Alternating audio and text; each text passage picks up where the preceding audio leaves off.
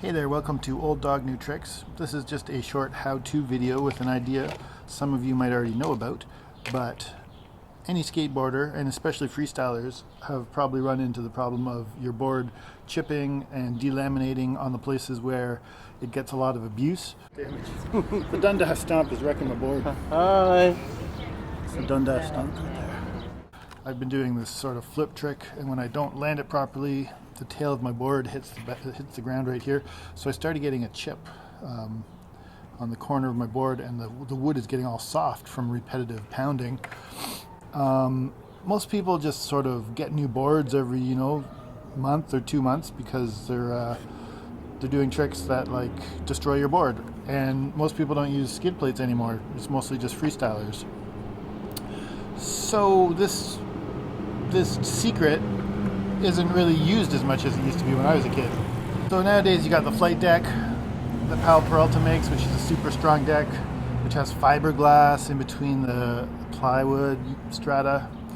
And this is a kind of homemade flight deck. So what I did was I took this 2-part epoxy, Gorilla Glue in this case.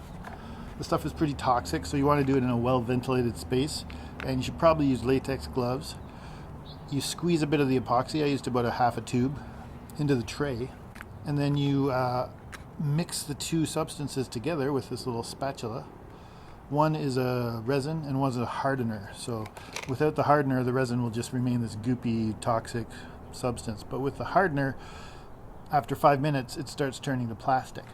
And so I took the part where my board was chipped, and I slathered on a layer with this little spatula of the 2-part epoxy.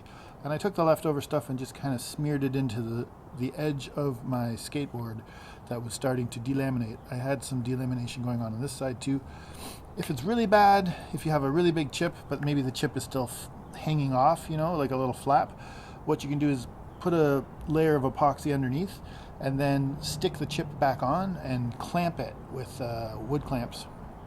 Put a piece of wood on either side and clamp it, and then let it sit ideally for like 12 hours or overnight, and then it'll be nice and hard.